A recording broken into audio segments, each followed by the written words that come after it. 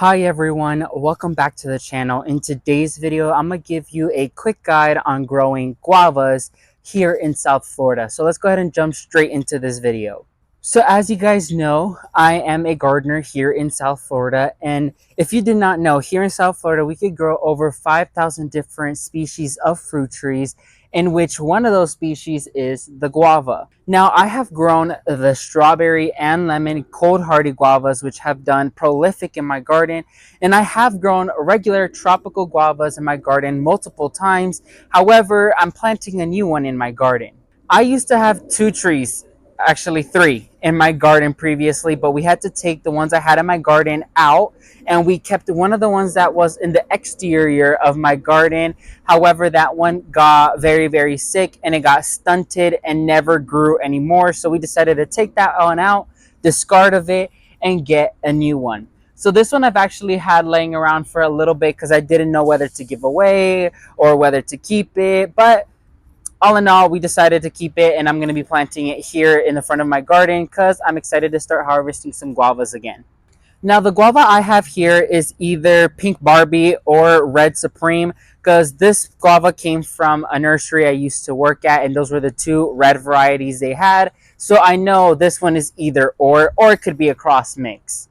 Either or, I know it's a pink guava. However, if you prefer white guavas, you could grow that as well. They're practically the same tree, just a different colored fruit. So to just jump straight to the chase on what you'll need to plant is, of course, your tree. Make sure it's a healthy tree. It's vibrant green. Make sure there's no pest or disease brewing in the tree. Make sure to check the leaves on top and in the bottom before purchasing it. You also want to make sure you have a organic fertilizer to feed your tree off the get-go, because it does need some feed to go ahead and start growing and start acclimating to its new habitat. So I'll be using the Espuma Biotone Starter Fertilizer. I've been using Espuma for a little while now, and they've never disappointed with their products, so that's what I'll be using. So I decided to have a mix of peat moss, cocoa coir, perlite, and some topsoil in here mixed together, because this will allow my soil to be aerated and retain a little bit of moisture when it rains, which guavas absolutely love to have their roots in moisture, but not sitting in water, which we'll cover in a little bit. So let's bring the camera closer and let's talk about planting the tree. So I went ahead and I dug the hole. Something you should keep in mind, which is tip number one, is to make sure you dig a big enough hole. When it comes down to guava trees, they like to be planted at soil level, so not too deep and not too high. Of course, if you're going to go ahead and mulch your garden, I would recommend putting it slightly above ground level so that the mulch could go over it nicely and it won't be drowning in mulch. However, never plant it too deep, because then that could increase fungal issues and problems later on. So to prevent all of that, plant it at ground level. If you don't put mulch down, if you do put mulch down, I'll just put it an inch higher than the ground level. So if I place my tree down in there, I'll see that it'll be at ground level, so we're good to go. So first things first is I'm gonna go ahead and get my soil and place some around the soil, the native soil. I also place a handful down in the ground, or the hole I made. Then I'm gonna grab my fertilizer, pour some in there, mix it in, get my guavas tree, place it in there, see which way I like it the best. Like that. And then top dress. Then from here, you're going to want to make sure you water your tree in very well. Something, or a big mistake gardeners do when recently planting their fruit trees, whether it be bigger or smaller trees like this guava, is that they don't water their trees enough. Fruit trees, when they're recently planted, require lots of water because their roots are introduced to a new habitat. They're trying to figure out how to start rooting out, and they cannot do that without being hydrated. So since we live in Florida, yes, it rains almost every day, so it benefits the trees. However, once you plant your tree, doesn't matter if you have rain on the forecast, make sure you water it in well. So I went ahead and I finished planting my guava tree, and as you guys can see, it's a simple, straightforward process. Just keep in mind, you have to amend your soil if need be, plant it at ground level, and water your tree very well as soon as you plant it. Now let's go ahead and talk about a quick care guide for guava trees. When it comes down to guava trees, the experience you gain is out of this world. You harvesting hundreds, if not dozens, of guavas from your trees daily when they're in season, and that fragrance of fresh guava straight from your garden is something I cannot explain and cannot compare to any other harvest. But the harsh reality is that guavas are very vulnerable plants to pests and diseases. So the common pests and disease I have seen with guava trees have been scale, black mold, whiteflies, and mealybugs.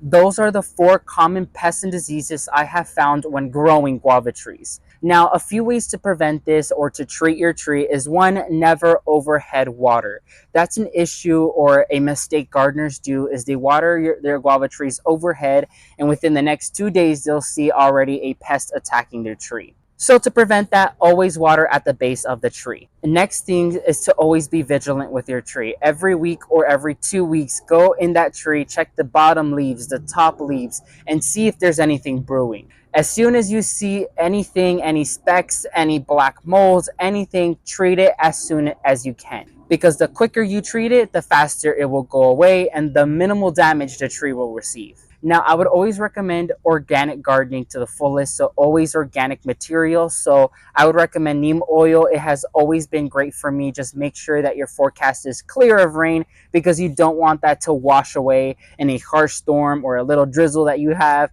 Just make sure that the forecast is clear of any rain so it could actually be in effect. Now, the second part is when it comes down to pruning the tree. Now, pruning is 100% necessary when growing guavas because they grow huge. They grow enormous if you let them. But in order to have a healthy tree and have the desired shape that you want, you have to prune.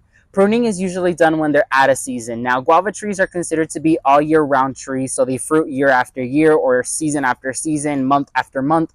I have seen guava trees go crazy. But the best time to prune them is when they're not in flower or when they're not having fruit on them.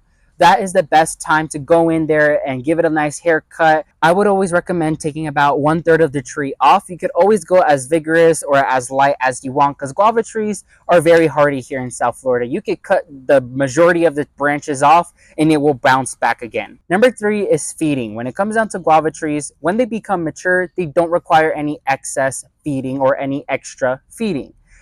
That is because the guavas are so hardy down here that they don't require any special treatment. However, I have seen benefits from feeding your tree. Once in a while, you'll get a little bit bigger fruit, more tastier fruit. So like any other plant, it does benefit from extra feed. Like I say, organic matter is the best way to go. So earthworm castings, any espoma products you may have laying around, any compost you may have made, or you can use whatever you have on hand and that you know to use. Just make sure that you feed your tree according to the instructions on the labeling so your tree could be happy. Leave me a comment down below. What are your thoughts on growing guavas and if you're growing any and what varieties you're growing. Make sure to go ahead and like this video as well as subscribe to the channel if you aren't already. My goal is to hit 10,000 subscribers by the end of this year. So please help me do that and join our gardening community. Make sure to turn on that notification bell to get notified when I release a new video.